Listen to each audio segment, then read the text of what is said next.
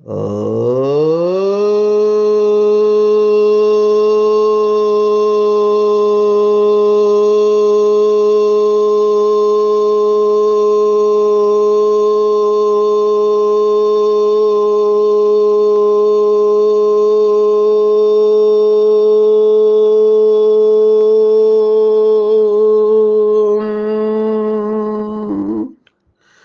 शांति। आज 28 फरवरी 2024 भारत में बुधवार है। Today is 28 February 2024 and it's Wednesday in Bharat. आज की मुरली का जादुई रहस्य स्वयं को प्रेरणा देने के लिए magical secrets of today's Murli for motivating the self. आज की पूरी मुरली 3 शब्दों के ऊपर है। एक वाक्य में हम इन तीनों शब्दों को ले सकते हैं और वो 3 शब्द है त्रिमूर्ति शिव बाबा के शिव जयंती, सो गीता जयंती, सो श्री कृष्ण जयंती। तीनों की जयंती कैसे कनेक्टेड है, जुड़ी हुई है एक दूसरे से, इसके ऊपर चिंतन है। पूरा खेल ड्रामा का भारत के ऊपर बना हुआ है और बाबा खास भारत और आम दुनिया को स्वर्ग बनाने के लिए इस धरती पर आए हैं। आज की मुरली में बाबा ने विशेष भारत की एक संस्था हिंदू महासभा, इसको भी याद किया हुआ है। तो हम थोड़ा इतिहास भी देखने वाले हैं कि क्यों बाबा ने ये कहा हुआ है कि इनकी सेवा करो और इसके साथ क्या कनेक्शन है। बहुत इंटरेस्टिंग होने वाला है। शुरुआत मैं प्रश्न से करना चाहूंगा जो मुझे एक भाई ने पूछा। बहुत इंटरेस्टिंग प्रश्न पूछा। उन्होंने कहा कि बाकी सब धर्म में एक भगवान को ही मानते हैं। जैसे हमारे मुस्लिम भाई निराकार परमात्मा को मानते हैं, अल्लाह सबसे ऊंचा वही है। क्रिश्चियनिटी में भी गॉड फादर इन हेवन कहा गया है और Jesus the only son of God ऐसे मानते हैं। तो बुद्ध धर्म और जैन धर्म की बात यहाँ नहीं आ सकती क्योंकि वो परमात्मा को मानते नहीं है। और फिर उस भाई ने पूछा कि हिंदू धर्म में इतने सारे भगवान कैसे हुए हैं? इतने सारे भगवान, उसमें विशेष देवियों को मानते हैं भगवान। फिर श्री कृष्ण श्री राम को भी भगवान मानते हैं और फिर कुछ काल्पनिक भगवान जैसे श्री गणेश है, हनुमान है, ये इंट्रोड्यूस किए गए। तो इतने सारे भगवान यहाँ क्यों? यहाँ पर भी एक भगवान क्यों नहीं है? हमने पहले भी देखा कि भारत में विशेष 2 संप्रदाय के बीच में मतभेद है। एक है शैव संप्रदाय और दूसरा वैष्णव। और दक्षिण भारत में ज्यादातर शैव संप्रदाय वाले हैं। ऐसे नहीं कि वैष्णव वाले नहीं, वो भी है, लेकिन उत्तर भारत में वैष्णव संप्रदाय की ज्यादा प्रधानता है और शिव के मंदिर तो पूरे भारत में है। तो इन दोनों के बीच में जो मतभेद है उसमें भी समझ में आता है। और पूरे विश्व में इस समय देखा जाए तो हम अंग्रेजी में कहते फाइट फॉर सुप्रीमेसी, सबसे बड़ा कौन है इसके ऊपर झगड़ा चल रहा है। कहते हैं तुम्हारा भगवान और हमारा भगवान। तो बाबा ने कहा तुम्हारा और हमारा नहीं है, सबका एक ही है, बाप पिता एक ही है। पर भारत में ये सब क्यों हुआ? तो अगर ज्ञान का गहराई से हम मनन चिंतन करेंगे तो जो बाबा के पुराने बच्चे हैं, रोज मुरली सुनते हैं, जिनको ये ईश्वरीय ज्ञान समझ में आ गया है, तो हमको पता है कि हर चीज का जन्म संगम युग पर होता है। जो भी हम संगम युग पर करते हैं उसका यादगार भक्ति मार्ग में चला आता है। तो इतने सारे भगवान कैसे बने?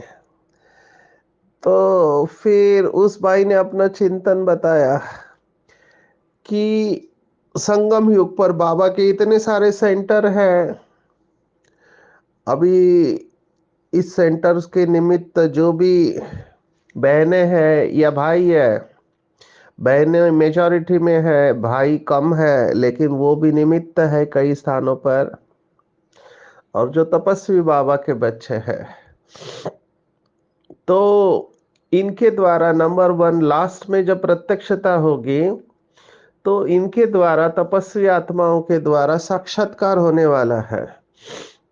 तो जो भक्त होंगे या बाबा के भक्त क्वालिटी वाले बच्चे होंगे, वो इनको देखकर प्रभावित हो जाएंगे और इनको ही भगवान समझेंगे, क्योंकि लास्ट में इनकी शक्ति का चमत्कार देखने वाले हैं सभी। बाबा अपने बच्चों के द्वारा लास्ट में बहुत कुछ करने वाला है, अभी भी कर रहा है नंबर बार।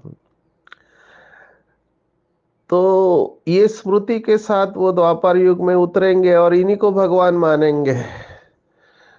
और अभी भी हम देखते हैं कई सारे बाबा के बच्चे कई सेंटर पर निमित्त आत्माओं को भगवान समझते हैं। अब ये भगवान माना उस तरह से नहीं है जो भक्ति मार्ग में समझते हैं, क्योंकि सब कुछ इनके हाथ में है तो वो कहते यही भगवान है हमारे लिए। जैसे लौकिक में कंपनी में जो बॉस होते हैं या मुख्य होते हैं, एमडी होते हैं, चेयरमैन होते हैं, उनकी परमिशन के बगैर कुछ नहीं हो सकता। तो उनको कहा गया है कि ये भगवान है यहाँ के, क्योंकि इनका सिग्नेचर के बगैर आगे बढ़ नहीं सकते हैं। ऐसे ही जितने भी बाबा के निमित्त बच्चे हैं, तो उनको भगवान समझते हैं, क्योंकि उनके द्वारा ही बहुत कुछ प्राप्ति होती है। तो ये जो भी देवियों की पूजा होती है, ये देवियां संगम युग की है और देवताएं भी संगम युग के हैं। जैसे आज की मुरली में ही अगर आप देखो तो बाबा ने आदरणीय जगदीश भाई की महिमा की है। मुरली के एंड में बाबा ने आदरणीय जगदीश भाई, जिसको बाबा ने स्वयं वरदान दिया जिन्हों को, तो उनकी महिमा की है कि वो बहुत तीखा है, लिखने में बहुत तीखा है, निमित्त बना हुआ है, अर्जुन व संजय नाम मशहूर है, ऐसे आज की मुरली में आया है। तो बाबा जब ऐसे आ, बाबा के बच्चों की नाम लेके महिमा करते हैं तो हम भी उनको एक्सेप्ट करते हैं, सभी लोग स्वीकार करते हैं। हमारी दादियाँ है या निमित्त जो भी है, तो यही स्मृति हमारे अंदर भक्ति मार्ग में इमर्ज होती है कि इनके द्वारा हमको शफा मिली है, राहत मिली है, और फिर जिनके द्वारा हमारे दुख दूर हुए हैं वही हमारे भगवान है। इस तरह से ये भाव आया है। लेकिन वो भूल जाते हैं कि इनको भी शक्तिशाली बनाने वाला कौन है। तो इनको भी शक्तिशाली बनाने वाला स्वयं शिव बाबा है, निराकार है। तो ये बहुत इंटरेस्टिंग लगा, क्योंकि भारत में बहुत देवी देवताओं की पूजा होती है। तो यहाँ पर देवता और परमात्मा, देवात्मा और परमात्मा, इन दोनों को मिलाया गया है। जैसे ये तीन चरित्र मिलाए गए हैं। किसके चरित्र मिलाए गए हैं? तो ब्रह्मा बाबा का चरित्र, श्री कृष्ण का चरित्र और शिव बाबा का चरित्र, ये तीनों मिलाए क्यों गए? क्योंकि पहचानने में नंबरवार बने हैं। अभी शरीर एक ही है, दादा लेखराज का शरीर है, जिनका शिव बाबा ने नाम लिखा ब्रह्मा। कर्तव्यवाचक नाम है ब्रह्मा, क्योंकि उनके द्वारा सृष्टि के आदि मध्य अंत का ज्ञान दिया गया। लेकिन ब्रह्मा बाबा को देखने के बाद में लोगों को श्री कृष्ण दिखाई देता था। तो लोगों ने समझा, कुछ बाबा के बच्चों ने, कि ये श्री कृष्ण की आत्मा है जो सब कुछ कर रही है। लेकिन वास्तविकता में न ब्रह्मा न श्री कृष्ण, लेकिन स्वयं शिव बाबा ये सब करा रहा है। तो ये तीनों चित्रों में, चरित्रों में कंफ्यूजन है, और यही कंफ्यूजन फिर भक्ति मार्ग में उतरता भी है। इसलिए हमको ये बुद्धि में स्पष्ट होना चाहिए। बहुत सारे स्थापना के वक्त के बाबा के बच्चे जो बाबा के घर पे आते थे और साक्षात्कार करके जो चले गए, जिन्होंने ज्ञान को सुना नहीं, अभी वो किस स्मृति के साथ गए कि श्री कृष्ण ही ब्रह्मा बाबा के द्वारा सब कुछ करा रहा है, चमत्कार। तो वो स्मृति के साथ गए, क्योंकि बिंदी तो दिखाई नहीं देती है। बहुत सारे इवन जो लंबे समय तक रहे, वो ब्रह्मा बाबा को ही भगवान मानते थे। तो वो ब्रह्मा की महिमा करने में लग गए। इसलिए बाबा को कई बार मुरली में कहना पड़ा कि ये ब्रह्मा भी शिव बाबा से लेता है, ये भी निमित्त है, क्योंकि बुद्धि को निकालना था ब्रह्मा बाबा से। और ब्रह्मा बाबा ने भी कई बार मुरलियों में खुद कहा है कि शिव बाबा को याद करो, क्योंकि दिखाई ब्रह्मा देता था, बिंदु तो पता नहीं चलता है। तो ऐसे भी बाबा के बच्चे जो ब्रह्मा बाबा को ही सब कुछ मानते थे। अभी इसमें कोई दो राय नहीं है कि ब्रह्मा की महिमा कम नहीं है, उसको ब्रह्मदेव कहा गया है, या आदम या एडम कहा गया है, तो वो भी साधारण तो है ही नहीं। हम उनका महत्व कम नहीं कर रहे हैं।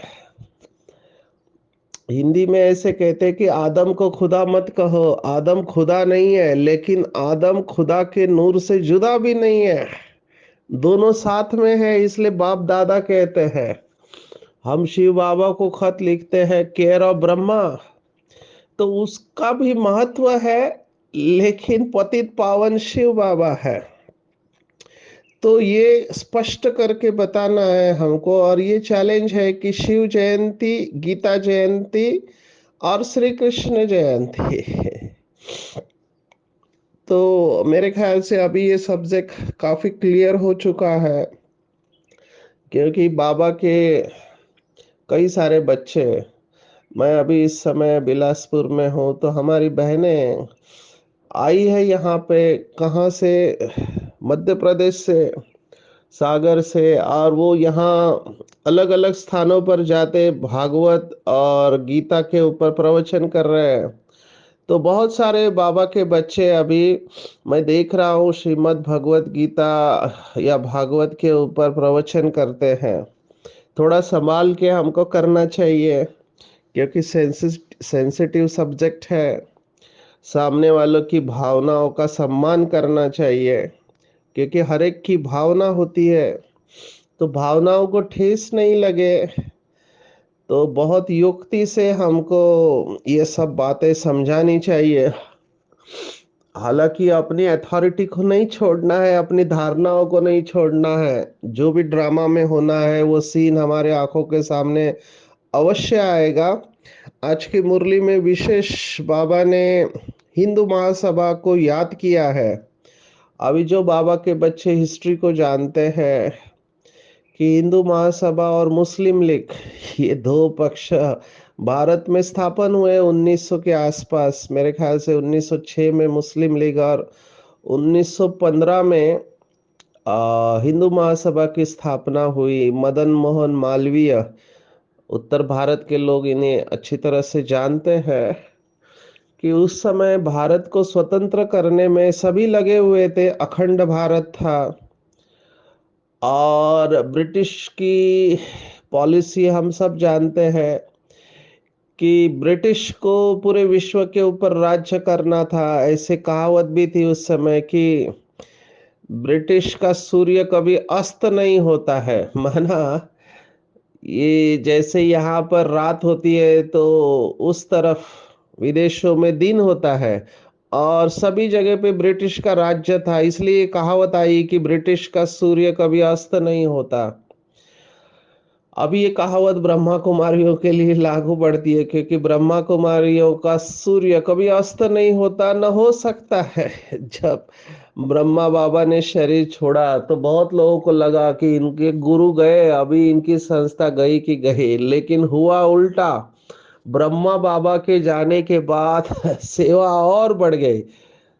तो बाबा यही कह रहा है कि जब दुनिया ने कहा कि ब्रह्मा कुमारी अभी गई, तब बाबा ने बहुत नशे से बात कही, Brahma Kumari is richest in the world. और अभी हम ये देख रहे हैं कि कैसे रिचेस्ट इन द वर्ल्ड है।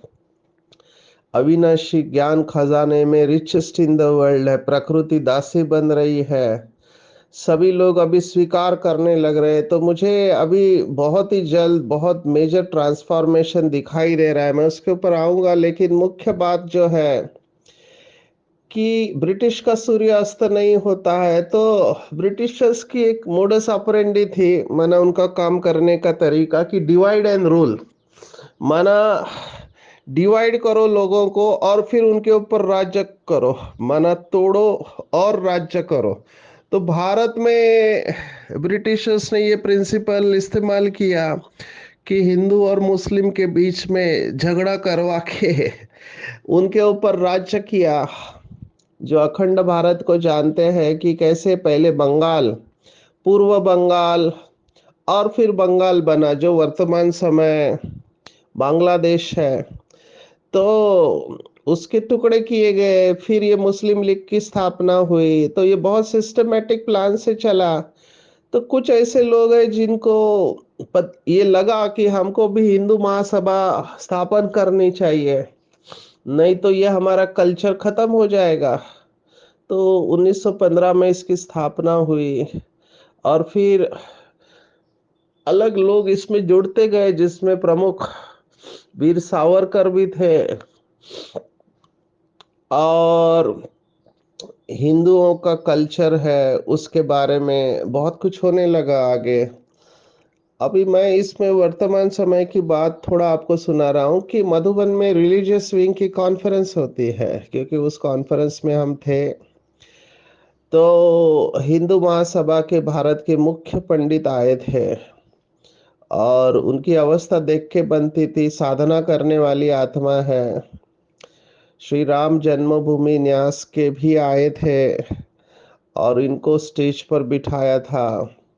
विशेष मुझे याद है कि हमारी परम आदरणीय गुलजार दादी जी ने इन्हों को राखी बांधी थी, दोनों को। और उस समय हमारा भी भाग्य बन गया, क्योंकि हम उस वक्त थे तो हमको भी दादी ने राखी बांधी। तो हम 3 लोग थे जिनको परम आदरणीय दादी गुलजार जी ने राखी बांधी थी। तो मुझे ये सीन बहुत अच्छी तरह से याद है। तो उनकी खुशी देखते बनती थी, क्योंकि दादी के वाइब्रेशन इनको प्रभावित कर रहे थे। और ये शिव के भक्त थे, शिव के भक्त। और उन्होंने अनुभव सुनाया है कि शिव ने उनको कैसे साक्षात्कार वगैरह कराया था। तो बाबा जब ये कह रहा है बार बार, क्योंकि आज की मुरली में 3 बार आया है कि इनको समझाओ, क्योंकि यही बाद में फिर हिंदू महासभा जनसंघ बना और इनका कार्य अभी भी चल रहा है। जब बाबा कह रहा है कि जो शिव के भक्त है वो इस ज्ञान को जल्दी समझेंगे, तो बाबा ने इनकी सेवा करने को कहा हुआ है। और अभी तो मेजॉरिटी लोग जो शिव के भक्त हैं वो इस बात को जल्दी स्वीकार कर लेते हैं क्योंकि उनको ये स्पष्ट बुद्धि में बैठ जाता है। हालांकि वैष्णव जो है उनके लिए थोड़ा कठिन है क्योंकि फाइट फॉर सुप्रीमेसी। आज जैसे बाबा ने कहा ये सर्वव्यापी की बात है, तो जो राधे के भक्त वो कहेंगे राधे राधे, सब जगह राधे ही राधे है। और जो श्री कृष्ण के भक्त है वो कहेंगे सब जगह जिधर देखो उधर कृष्ण ही कृष्ण है। और यही बात फिर शिव के भक्तों को भी लागू पड़ती है। लेकिन मैंने देखा है, जैसे मैं साउथ में गया था, तो लिंगायत कम्युनिटी के जितने भी है जो शिवलिंग को गले में पहन के ही चलते हैं, उनके गले में शिवलिंग होता है और कपाल के ऊपर 3 लाइन से वो रेखाएं खींचती है, और वैसे ही क्लास में भी आते हैं मुरली सुनने को। तो ये लोग जल्दी समझ लेते हैं ये बाबा के पक्के बच्चे बनते हैं क्योंकि शिव को पहचान लेते हैं। साउथ में मैंने देखा, विशेष कर्नाटक में बहुत भावना है इनकी, क्योंकि शिव के मंदिर है। तो इनकी सेवा करने को बाबा ने कहा, और पूरा खेल पवित्रता का है। आज बाबा ने कहा कि धर्म की स्थापना का मुख्य आधार है पवित्रता।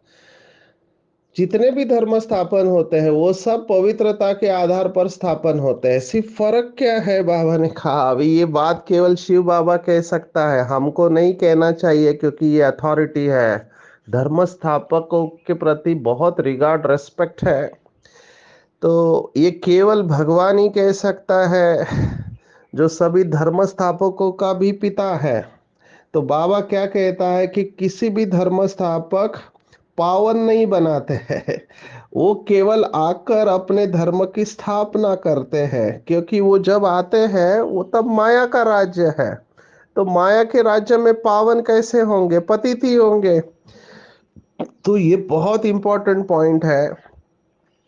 अभी किसी ने मुझे कहा कि जीसस क्राइस्ट ने आके क्रिश्चियन धर्म की स्थापना की, लेकिन जीसस क्राइस्ट कौन से धर्म का था? तो जीसस क्राइस्ट के पहले क्रिश्चियन धर्म था नहीं, पर वो किसी तो धर्म का होगा।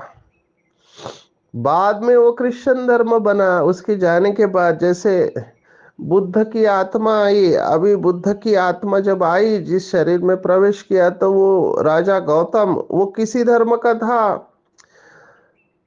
वो बुद्ध धर्म का था नहीं, बुद्ध धर्म की स्थापना तो बाद में बनी। ऐसे सभी धर्म स्थापकों का है। तो ये लोग पावन नहीं बनाते, हालांकि ये आत्माएं स्वयं पवित्र है, क्योंकि पवित्रता के बगैर धर्म की स्थापना हो नहीं सकती। तो पावन कौन बनाता है? तो बाबा ने कहा पावन बनाने वाला एक ही पतित पावन शिव बाबा है। और जब शिव बाबा आता है, माना जब अजन्मा का जन्म होता है, शिव जयंती, तब वो गीता ज्ञान देता है। और शिव बाबा आके जो ज्ञान देता है, जिसके बारे में आज गायन है, ज्ञानामृत। आज बाबा ने बहुत अच्छी बात कही, मुझे बहुत इम्पोर्टेंट लगा कि मरते समय मुख में ये डालते हैं गंगा जल।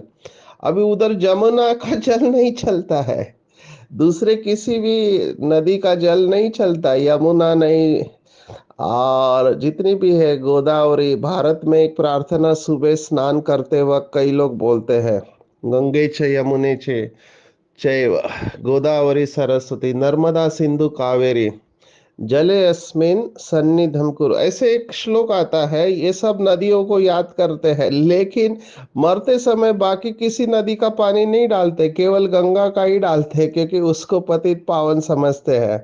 अब ये पानी से थोड़ी उसकी सदगति होगी। तो बाबा यहाँ पे ब्लाइंड फेथ को दूर कर रहा है कि पानी से कुछ नहीं होता। हालांकि लोग ये पानी भर भर कर लेके आते हैं और बूंद बूंद डालते हैं और सोचते हैं इससे हम पवित्र बनेंगे। हमने ऐसे घरों में देखा होगा, सालों से कहते हैं कि ये गंगा जल पड़ा हुआ है, इसमें कीड़े नहीं लगते। अभी है ये बात, क्योंकि उसमें जड़ी बूटियां होती है। लेकिन ये किसकी बात है? तो ये ज्ञान की बात है, ज्ञान की बूंद। एक भाई ने प्रश्न पूछा था कि केवल 2-3 बातें सुनने से ही स्वर्ग में आ जाते हैं, क्या ये बात सच है? तो इसको समझना चाहिए अच्छी तरह से। ज्ञान अमृत धारा या गंगा जल किसको कहते हैं और ऐसे क्यों कहा है कि ये स्वर्गवासी बनाती है। तो इस समय बाबा का ये ज्ञान जब बुद्धि में धारण होता है तब हम अपनी नंबरवार धारणा के अनुसार आएंगे। यहाँ भाव को समझना है। भाव ये है कि थोड़ा भी ज्ञान आपने सुना तो आप स्वर्ग में आएंगे। तो स्वर्ग माना दो है, एक स्वर्ग सतयुग को भी कहते हैं और त्रेता को सेम ही स्वर्ग कहते हैं।